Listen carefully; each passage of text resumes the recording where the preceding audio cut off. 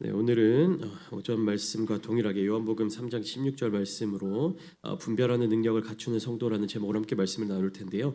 우리가 지난 한 두어 달간 요한 1서, 2서, 3서, 그러니까 요한 서신을 가지고 오후에 함께 말씀을 나누었습니다. 오늘은 그 요한 서신에 대한 전체적인 종합적인 정리를 하는 시간이고요. 요한 서신이라고 하는 것이 사도 요한이 교회에게 또 성도들에게 한 개인에게 보내는 편지이죠.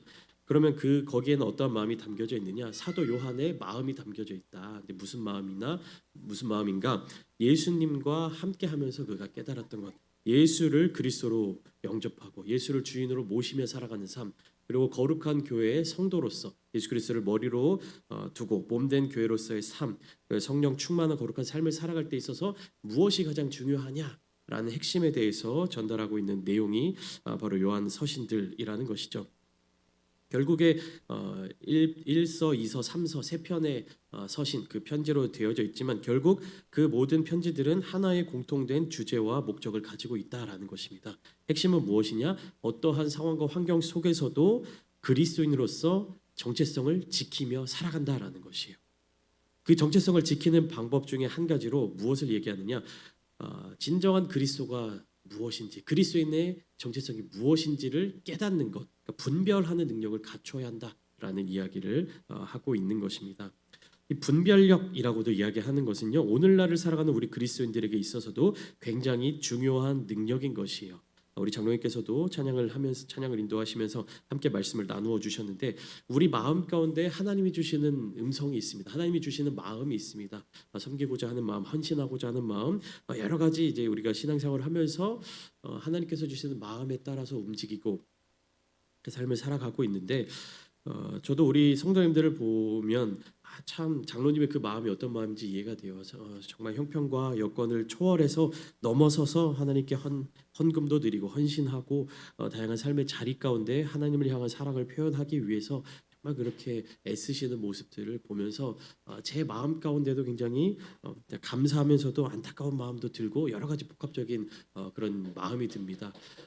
인간적인 시선으로 보고 봐서 그럴 수도 있고 여러 가지 제가 성도님들의 상황과 환경을 알고 있는 부분도 있고 여러 가지 상황 속에서 정말 이 정도로 하나님을 사랑하고 이 정도로 교회를 사랑하고 정말 이 정도로 헌신하고 표현하시는 그러한 모습들을 볼 때마다 하나님의 참 크신 은혜를 다시금 깨닫게 되는데 감사해서 드리는 모습이잖아요. 우리 헌신과 헌금과 모든 것들이 그렇게 될 때 한 가지 우리가 거기에서 갖춰야 될 능력이 있습니다. 하나님께 헌금을 드리고 하나님께 헌신하고 하나님께 봉사할 때 반드시 우리가 이 한 가지 능력을 함께 갖추어야 하는데 무엇이냐 하면요. 하나님께서 우리의 헌금과 헌신과 마음을 받으시기에 합당한 삶의 모습을 우리가 먼저 갖추어야 한다는 것입니다. 그 삶의 모습을 먼저 갖춘 이후에 하나님께 우리의 것들을 드리는 것이에요. 그때 하나님이 기쁨으로 받아주시는 것입니다.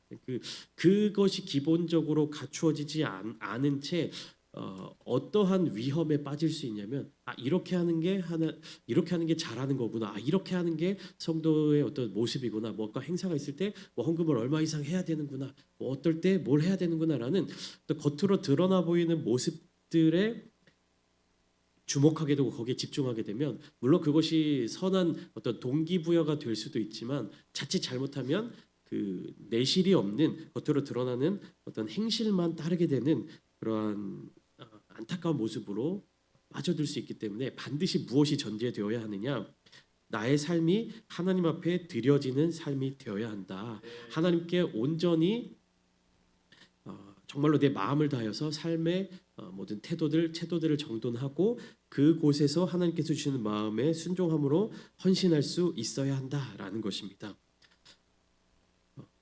그렇게 되었을 때 나의 헌신이 하나님께 기쁨이 되고 열매가 맺어지는 것이지 자칫 잘못하다가는 어떤 위험에 빠질 수 있게 되느냐?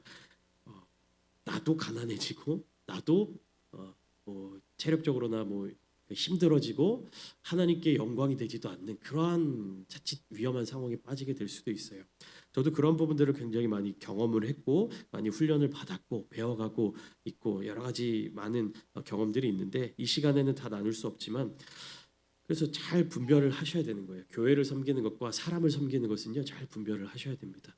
여러분의 사랑을 너무나도 많이 과분하게 받고 있기 때문에 참 늘 감사하고 또 죄송하고 한 마음이 있지만 저의 경험을 조금 말씀을 드리면 제가 한 10년 전이죠. 우리 부천 창대교회에서 전도사로 사역을 할 때 매월 사례비를 주셨습니다. 그리고 그 사례비를 가지고 학교 생활도 하고 그다음에 아이들 우리 교회 학교 아이들과 함께 예배 마치고 항상 맛있는 것을 먹으러 다녔어요. 오늘날 우리가 이제 교회 표어로 서로 더 성령으로 모이게 힘쓰고 이제 떡을 떼는 교회, 떡을 나누는 성도, 함께 떡을 떼는 늘 우리 아이들과 함께 맛있는 것을 먹으러 다녔습니다. 근데 왜 이렇게 애들이 먹성이 좋아요? 이 정도면 되겠지라는 저의 이 예상을 아득히 뛰어넘는 이 아이들의 식성을 제가 감당하기가 매우 어려웠습니다. 아이들이 이제 점점 전도되고 많이 모이고 함께 모이고 이렇게 하는 것은 너무 좋았는데 저기 방송실에 있는 이 두 자매 한 10년 전이죠. 쟤네가 초등학생일 때 하미가 6학년이고 예음이가 5학년이고 이랬던 것 같아요. 하미 중학교 올라가서도 그렇고 주일날 뭐 매주 그런 건 아니지만 항상 오후 예배 마치면 아이들 스타렉스에 제가 태워가지고 가면요 애들이 꼭 맥도날드에 가자고 합니다. 맥도날드를 가면 좀 적당히 지들 수준에 맞는 걸 먹어야 되는데 목사 전사님이 사준다고 할 때 꼭 하여튼 무리해서 시키더라고요. 평소에 먹지 못하던 거 엄마가 안 사주는 거 뭐 이런 거 주문했는지 모르겠는데 그렇게 한 애들 몇 명 먹이고 나면 진짜 4, 5만 원은 금방 깨지는 것 같습니다. 그렇게 막 저도 뭐 받은 사례 다 이렇게 하고 하나님께 드리고 아이들을 위해서 쓰고 이렇게 해서 저도 뭐 계속해서 전도사 사역을 하면서 뭔가 그러다 보니 어떤 일이 있냐면 저축을 안 하게 되는 거예요. 못 하게 되는 거죠. 사실 뭐 이렇게 저축을 조금 하더라도 금방 다 이렇게 나가게 되고. 근데 제가 지금 곰곰이 좀 생각을 해보면 내가 아직 그런 하나님의 물질과 하나님의 어떤 그런 부분에 대해서 훈련을 하는 과정이었구나. 그러니까 완성되지 않은 모습이었구나. 그러니까 그 당시에 저의 상황과 환경과 저의 신앙의 수준을 보면 아직 정확하게 그런 영적인 세계와 물질적인 세계를 분별하지 못한 상태였구나. 반반이었구나 하는 그런 생각이 들어요. 지금 와서 돌이켜 보면. 그러니까 그때 당시의 어떤 신앙의 모습을 보면 하나님을 향한 열정은 가득합니다. 뭔가 하나님을 향해서 나의 존재를 계속해서 좀 어필하고 싶고 하나님 나 여기 있어요라는 얘기를 하고 싶고 하나님 사랑하고 싶고 막 하나님께 내 모든 것들을 내어드려도 아깝지 않을 것 같고 하나님의 일을 위해서 이것저것 막 하고 싶었는데 문제는 무엇이냐? 내가 성장하지 못한 상황 속에서 그렇게 했다라는 거예요. 우리가 아이들을 보면 자녀들을 키우면 아이들은 뭐 돈의 개념이라든지 이 전체적인 계산이 좀 부족하잖아요. 그러면 어떠냐? 이 지폐나 화폐 개념이 없으니까 자기가 뭐 이렇게 뭐 누군가한테 용돈을 받아서 뭐 예를 들면 요즘에 5만 원권 있잖아. 5만 원권 딱 들고 나가가지고 야 맛있는 거 사줄게 이러면서 막 하고 다니는 거예요. 자기 수준이나 자기 능력이나 이런 것들을 넘어서는 어떠한 그런 과잉 친절을 베풀게 되는 것이죠. 하나님께서 저를 10년여간의 시간 동안에 물질적인 부분, 재정적인 부분 이런 관리의 영역, 하나님께서 세상을 창조하시고 질서 있게 모든 것들이 운행되게 하신 그 과정 가운데 우리가 정말로 이 부분에 있어서 분별하지 못하면 하나님의 영광을 위해서 쓰여질 것들이 세상의 어떤 것들로 소모될 수 있구나라는 것을 깨닫게 되는 것이에요. 사랑하는 성도 여러분, 교회를 위해서 헌신하고 하나님을 향해서 마음을 다할 때 이런 부분들이 오늘 설교 제목처럼 분별하는 능력, 그것이 갖추어진 이후에 하나님의 뜻에 따라서 함께 움직이셔야 한다라는 것을 깨달으셔야 됩니다. 작은 것 중에 하나가 뭐냐면 제가 그렇게 뭐 많은 소유가 있진 않았지만 이렇게 나누고 하면서 뭐 그런 모든 것들이 또 하나님께서 어여삐 봐주셨지만 결혼 이후에 함께 생활을 해야 되잖아요. 제 아내와 함께 생활을 해야 되는데 그 과정 가운데 하나님이 주신 마음이 무엇이냐? 뭐 저도 이제 박천준 목사님처럼 내일이 없는 삶, 뭐 오늘이 마지막인 예배, 마지막인 삶, 그런 어떤 마음으로 살았는데 하나님께서 미래를 위해서 준비하게 하시는 때가 있다라는 마음을 주셨어요. 그러니까 요셉이 총리가 되었을 때 7년 풍년이 있을 때 그 풍년의 모든 재물을 다 막 100%쓴 것이 아니라 이후에 있을 흉년에 대비해서 정말 체계적으로 하나님이 주신 지혜로 말미암아 잘 저축하고 저장하고 그렇게 떼어서 정확하게 하잖아요. 그런 것처럼 우리에게 주시는 삶의 자리 가운데 하나님이 준비하게 하시는 시간이 있다. 그 이유는 무엇이냐? 지금 뭐 1, 2만 원씩 조금씩 이렇게 쓰는 시기를 넘어서서 10만 원, 20만 원, 100만 원, 뭐 200만 원, 1000만 원 이렇게 큰 하나님의 역사의 자리 가운데 쓰고자 하시는 그때를 기다리도록 또한 마음을 주실 때가 있습니다. 그렇기 때문에 우리 성도님들은 그런 작은 것에 있어서 분별하는 능력을 갖추어 나가야만 하는 것이에요. 우리가 성장하면 할수록 교회가 또 성장하면 할수록 우리 성도님들의 신앙의 수준이 성장하면 성장할수록 어떠한 과제들이 계속해서 주어지느냐면요. 이 분별하는 능력이 점점 세밀해져야 되는 것이에요. 그러니까 신앙의 초보 단계가 되면요, 그냥 이 큰 그림에서 이게 하나님의 것, 이게 세상의 것, 이게 하나님의 뜻, 이게 마귀의 뜻, 이렇게 딱 뭐 50대 50 반반의 영역으로 나뉘게 돼요. 무엇을 선택할래? 그러면 하나님의 것을 선택하면 됩니다. 근데 신앙이 점점 성장할수록 어떠한 영역으로 들어가게 되냐면요, 그 선택의 영역이요 점점 세밀해지는 거죠. 더 구체적이어야 되는 것이고, 더 하나님의 뜻을 세밀하게 물어야 되는 것이고, 더 정확하게 물어야 되는 것이고, 더 확실하게 응답받아야 되는 것이고. 그러니까 우리가 어린아이들은 어린 시절에 보면 그냥 무엇이 좋고 나쁨의 영역이 있어요. 뭐 1점부터 10점까지 점수를 매기는 것이 아니라 그냥 좋다 나쁘다 두 가지 영역이에요. 근데 나이가 들어가면 성장하면 성장할수록 그 나뉘는 감정이라든지 감각이라든지 판단이라든지 하는 것들이 굉장히 세부적으로 나뉘게 되잖아요. 그러니까 우리 신앙생활을 하는 성도들에게 있어서도 이 분별하는 능력을 세밀하게 갖춰야 되는 것이에요.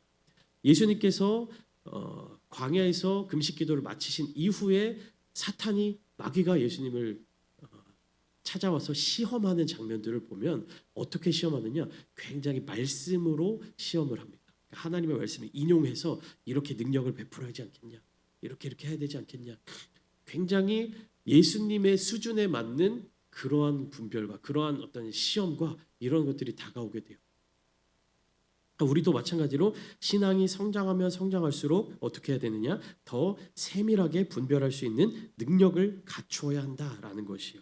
그 중에 한 가지가 무엇이냐?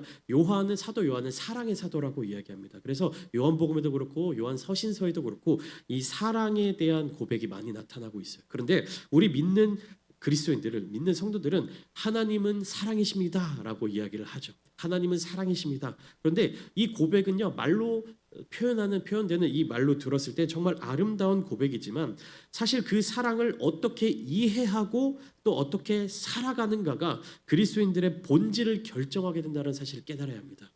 하나님은 사랑이십니다 라고 이해만 하고 입술로 고백하는 것을 넘어서서 무엇이냐? 그 사랑이 우리에게 어떻게 주어지는지, 그 사랑이 어떻게 나타나는지, 나아가서 우리가 그 사랑으로 어떻게 살아내야 하는지가 핵심이 되는 것이에요.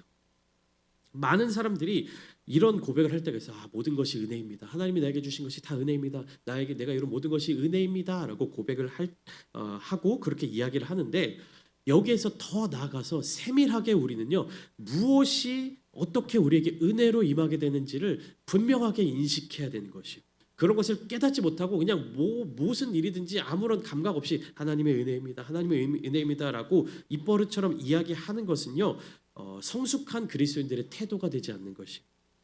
우리가 날마다 감사를 고백하라고 이야기하잖아요. 무엇이 감사합니다. 근데 그것이 왜 감사한지에 대해서 우리가 반드시 분별하고 고백할 수 있어야 되는 것이에요.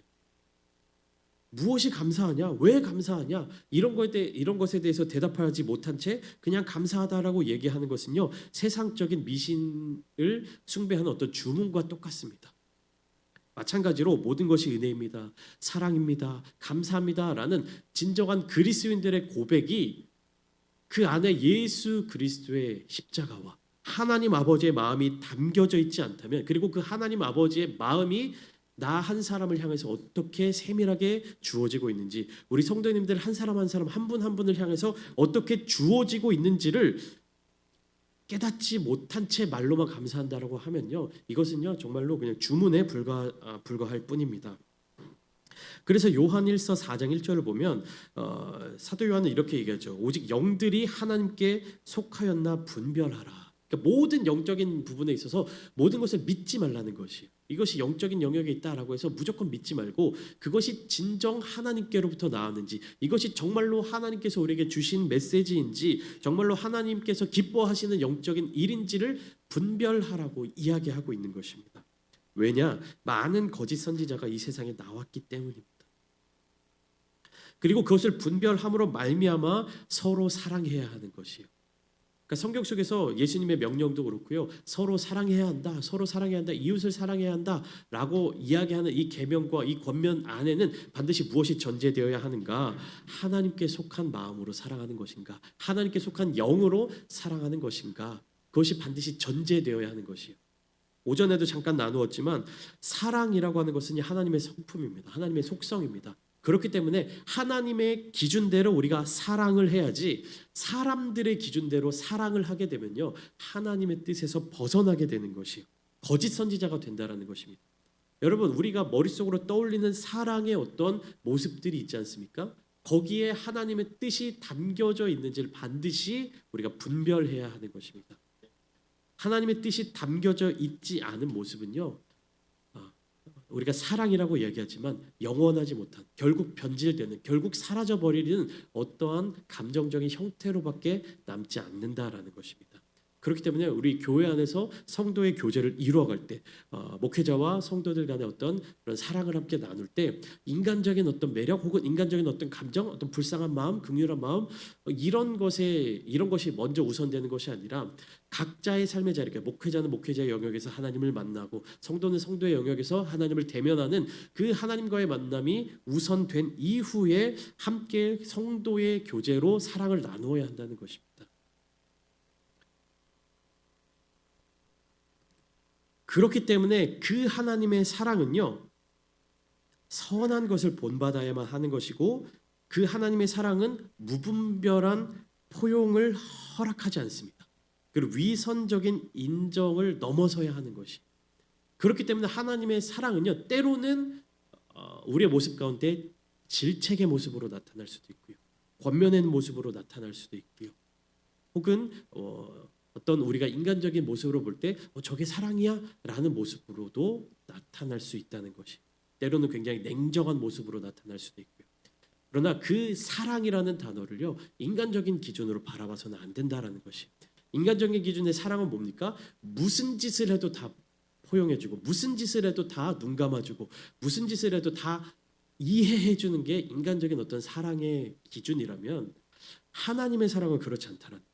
그러니까 교회 안에서는요 포용하고 사랑하고 품어주는 것이 교회의 성도의 모습이고 아름다운 모습이지만, 그렇다고 해서 교회 안에서 무슨 일이든 조금 더 과하게 표현하면 무슨 짓이라도 해도 괜찮다라고 이해하면 안 된다라는 것이죠.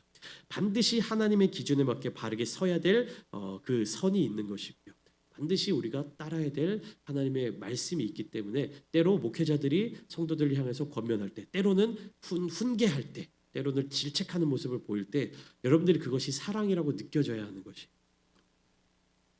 직설적으로 말씀드리면 성도님들이 막 지옥을 향해서 달려나가고 있는데 거기서 목회자가 부드럽게 얘기하고 따뜻하게 얘기하고 선한 말 이렇게 얘기해 주는 게 사랑이 아니라는 이야기입니다.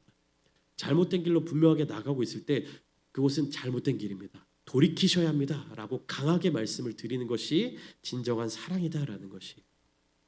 이건 그냥 한 가지 예를 들어드린 것이에요. 그렇기 때문에 여러분, 교회 안에서 하나님의 사랑을 나눈다라고 얘기할 때 인간적인 사랑의 기준을 버리시길 바랍니다. 하나님의 사랑의 기준을 먼저 우리 마음 가운데 가득 채우시길 바랍니다. 그래야 우리가 교회 안에서 상처가 없는 것이에요. 그래야 우리 안에서, 교회 안에서 하나님을 향한 거룩한 마음들이 성장하고 자라날 수 있다는 것입니다. 여러분, 서운한 말 들으면 마음이 막 상하죠. 섭섭하고 막 보기 싫고 막 괜히 싫어지고. 근데 그 서운한 말을 한번 곰곰이 마음속에서 씹어서 한번 생각해 보세요. 이 말이 결국에 나를 어디로 이끌어 가는가? 그리고 사랑의 메시지, 그냥 포용하는 메시지를 들으셨을 때 이 말이 결국 나를 어디로 이끌고 가는가를 곰곰이 한번 생각해 보십시오. 결국에 그 말이 인도하는 그 결말이 우리가 다 함께 천국으로 나아가야지, 좋고 부드럽고 달콤하고 따뜻한 말이 결국에 지옥으로 이끌게 되면 그것은요 망하는 지름길입니다. 그렇기에 성도 여러분들이 분별할 수 있는 능력을 갖춰야 되는 것이에요. 누군가가 나에게 이런 이야기를 한다. 이게 나의 영을 지옥으로 끌고 오는 말이다. 이것이 나의 영을 천국으로 인도하는 말이다. 이것을 여러분들이 분별할 수 있어야 된다는 것이에요. 그것을 분별하기 위해서 사도 요한이 계속해서 강조하는 것입니다. 적 그리스도들, 거짓 선지자들, 영지주의자들 다 들어와서 교회 안에서 무슨 말합니까? 입에 발린 말, 좋은 말, 그럴듯한 말, 상식적인 말, 그런 이야기들을 하는 거예요. 그러면 어떻게 되냐? 예수 그리스도의 살아계심, 예수 그리스도의 십자가, 예수 그리스도의 보혈의 은혜는 점점 야만적인 것으로 바뀌어 나가게 되는 것이에요. 야, 요즘 시대가 어떤 시대인데 좀 신사적으로 믿자, 좀 이렇게 낭만적으로 하자, 좀 이렇게 아름다운 모습으로 가자. 뭐 이렇게 과격하게 믿냐? 뭐 그렇게 그 정도까지 하냐? 그렇게까지 하냐? 이런 말들이 이 사도 요한 시대에 거짓 선지자들, 영지주의자들, 적그리스도들이 했던 말들이에요. 야, 좀 그리스도인이라고 하면 뭔가 폼나게 뭔가 이렇게 이론이 있어야 되고 뭔가 딱 이렇게 뭐 법 같은 게 딱 있어야 되고 다 이런 어떤 사상 같은 게 있어가지고 이렇게 멋지게 가르쳐야지. 뭐 너네는 뭐가 있냐 아무것도 없지. 이렇게 기도만 하면 다냐. 예수님 다시 오신다고 했는데 언제 다시 올 줄 알고 이렇게 있냐. 뭐 이런 얘기들이 많이 떠돌았을 것입니다. 그러나 분명한 것은 무엇입니까? 하나님의 마음, 그리고 예수 그리스도께서 우리에게 주신 그 약속을 기억하고 분별하는 능력을 갖추어야 하는 것입니다. 진리를 분별해야 하는 것인데요. 이것은 결국 무엇이냐? 누구의 음성을 듣고 있느냐라는 질문에 대한 답이 필요하다라는 것입니다. 하나님의 사랑은요, 믿음으로 응답할 때 열매를 맺게 되는데, 응답하기 위해서는요, 그 말씀이 나에게 어떻게 들려오는가에 대해서 계속해서 관심을 갖고 귀를 기울여야 한다는 것이에요. 하나님의 말씀에 귀를 기울이지 않고 있는데 어떻게 응답합니까? 하나님이 말씀하시는 것을 기다리지 않고 있는데 어떻게 반응합니까? 하나님이 언제 말씀하실 줄 알고 어떻게 말씀하실 줄 알고 그것을 기다리고 있어요. 열처녀 비유를 보십시오. 신랑이 언제 올 줄 알고, 신랑이 어느 시간에 올 줄 알고, 준비되지 못한 처녀는 버림받지 않습니까? 우리는 기다려야 되고요. 하나님의 음성에 귀를 기울여야 하고요. 예수님의 말씀을 따라 살아가야 한다는 것입니다. 그러니까 예수님을 믿는다라는 그 말 한마디에 속아 넘어가지 마십시오. 어떻게 믿느냐? 너의 삶은 예수 그리스도를 따라 살아가고 있느냐? 너의 삶은 하나님의 영광을 드러내고 있느냐를 꼭 질문하십시오. 겉으로 드러나 보이는 신앙의 모습만을 따라 살아가면 안 된다라는 것입니다. 겉으로는 얼마든지 누구든지 그럴듯하게 멋진 신앙인의 모습을 갖춰갈 수 있습니다. 그러나 본질적인 질문으로 들어가서 네 삶이 정말로 하나님께 영광을 돌리는 삶을 살아가고 있느냐? 너의 삶이 정말로 예수님을 따라가는 삶을 살아가고 있느냐? 정말로 너가 너의 십자가를 지고 나아가고 있느냐? 질문을 던지시기 바랍니다. 참된 믿음은 진리를 반드시 분별하는 분별력을 포함한다라는 것입니다. 그렇기 때문에 믿는다라는 고백은요, 말로만 끝나는 것이 아니라 우리 삶에 적용되어야 되는 것이고 진리 안에 거하는 삶으로 이어져야 한다라는 것이에요. 더 나아가 사랑은요, 감정이 아니라 하나님의 그 중심, 하나님의 본질을 본받는 것으로 나아간다라는 것입니다. 결단이며 실천으로 이어져야만 한다라는 것이요. 우리는요, 예배를 드리면서도요, 우리가 금요일에 함께 찬양 예배를 정말로 은혜롭게 드렸는데 거기에서 느껴지는 어떤 영적인 은혜도 있지만 인간적인 감정들도 있어요. 혹은 음악적인 어떤 화려함에 취한 그 감성적인 영역, 감정적인 영역이 자극되는 부분도 분명히 있었을 것입니다. 그것을 우리가 분명히 분별해야 되는 것이에요. 지금 내가 이 마음에서 우러나오는 것이 감정에서 나오는 것이냐, 아니면 내 영에서 나오는 것이냐. 나의 이 고백이 어떤 이 분위기에 취한 상태에서 나타나는 것이냐, 아니면 정말로 하나님께서 나에게 감동을 주신 것이냐, 이것을 분별할 수 있는 능력을 갖춰야만 하는 것입니다. 그래서 요한이서 1장 6절 말씀을 보시면 자막 있으면 한번 띄워주세요. 요한은 이렇게 얘기하죠. 또 사랑은 이것이니 우리가 그 계명을 따라 행하는 것이요. 계명은 이것이니 너희가 처음부터 들은 바와 같이 그 가운데에서 행하라 하심이라. 자 보세요. 첫째 줄 보시면 계명을 따라 행하는 것이 사랑이다라고 이야기하고 있어요. 그러니까 계명을 따라 행하는 것. 근데 그 계명은 또 뭐냐? 그 맨 마지막에 보면 그 가운데서 행하는 것이다. 그러니까 계명을 행해야 되는데 그 계명도 결국에 무엇이냐? 행하라는 것입니다. 그러니까 실천이 있어야 한다는 것이요. 반응이 있어야 된다는 것입니다. 근데 그 반응의 기준이 무엇이냐? 하나님의 사랑, 하나님의 기준, 하나님의 은혜. 분별 없는 사랑은 결국 진리를 파괴하고 진리 없는 사랑은 위선을 낳게 된다라는 사실을 깨달으시기 바랍니다. 위선과 진정한 선함을 우리가 분별해야 하는 것이요. 하나님은 중심을 보신다라고 말씀을 하시는데 요한 3서 우리가 나누었던 말씀 중에는 두 명의 인물이 등장하고 있습니다. 데메드리오라는 사람과 디오드레베라는 사람이 등장하고 있습니다. 데메드리오는 누구냐? 진리 안에 서서 사랑을 실천한 사람. 디오드레베는 겉으로는 영적인 지도자였으나 속으로는 하나님을 대적했던 자, 교만했던 자. 우리가 함께 말씀을 배워서 알고 있습니다. 그래서 요한삼서 1장 11절은 자막은 없습니다. 뭐라고 얘기하고 있냐면 사랑하는 자의 악한 것을 본받지 말고 선한 것을 본받으라. 의지적으로 무엇이 악한 것이고 선한 것인지 분별하여서 선한 것을 따르도록 권면하고 있는 것입니다. 사도 요한은 행동의 열매를 통해 참된 신앙과 거짓 신앙을 분별하라고 권면하고 있는 것이죠. 또 유명한 말씀이죠. 사무엘상 16장 7절 말씀, 하나님의 말씀이 이렇습니다. 사람은 외모를 보거니와 나 여호와는 중심을 보느니라. 분별하는 삶은요, 결국 무엇이냐? 사람의 말보다 그 사람의 중심을 보는 훈련입니다. 그리고 나의 말보다 나의 중심을 하나님께 맞추어가는 삶입니다. 내가 말로만 하나님을 사랑합니다, 하나님께 감사합니다, 은혜입니다, 이것이 아니라 나의 중심이 하나님께 맞춰져 가고 나의 중심이 하나님의 사랑으로 가득 차고 나의 중심이 하나님의 은혜를 누리고 있고 나의 중심이 하나님을 향한 감사와 찬양이 넘쳐나는 삶을 살아야 한다는 것입니다. 그렇다면 왜 분별력을 우리가 갖춰야 하느냐? 오늘 본문 마지막을 보면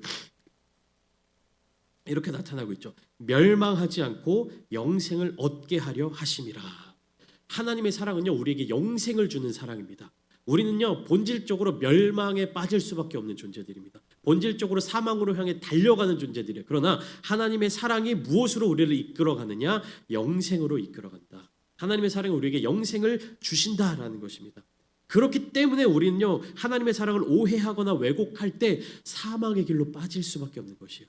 하나님의 사랑을 우리가 온전히 따라서 그 사랑을 향해 나아갈 때 우리가 영생을 얻고 생명을 얻는 것인데 이 길을 마귀가 가만두겠습니까? 그러니까 자꾸만 옆에서 치는 거예요. 우리가 하나님의 말씀에 집중하고 하나님의 마음에 집중해서 그 사랑을 따라 나아갈 때 우리는 영생을 향해 나아가는데 마귀가 자꾸 옆에서 치는 거예요. 그럼 어떻게 됩니까? 탁 치면 고개가 돌아가거나 이렇게 팍 치면 방향이 틀어지게 되죠. 이 상황 속에서 방향을 다시금 하나님께로 나아오지 못하면 우리는 결국 사망의 길로 빠질 수밖에 없다는 것입니다.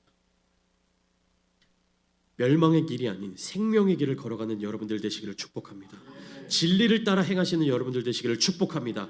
진리 안에서 서로 사랑하는 교회가 되기를 소망합니다. 선을 본받고 악을 본받지 않는 분별하는 성도의 길을 걸어가시기를 축복합니다.